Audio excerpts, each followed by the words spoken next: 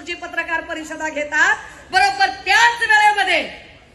त्याच वेळेमध्ये सचिन वाझे एकदम लेटर बॉम्ब टाकतो. कसा काय?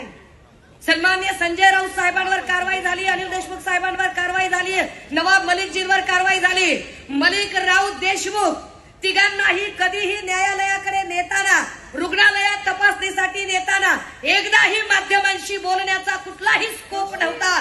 तो स्कोप नेमका सचिन वाझेला कसा काय मिळू शकतो? मिळतो तर मिळतो.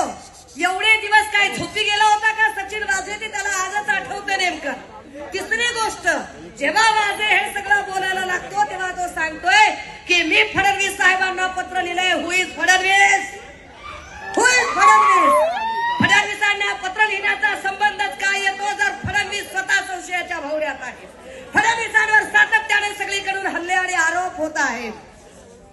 जर पत्रच लिहायचं असेल तर इथली न्याय संस्थेशी संबंधित प्राधिकृत संस्था, सीबीआय सारखी संस्था असेल आणि त्यांना पत्र लिहिलं तर आम्ही समजू शकतो. फडणवीस काय सीबीआयचे डायरेक्टर आहेत का? येड्यात कुणाला करता?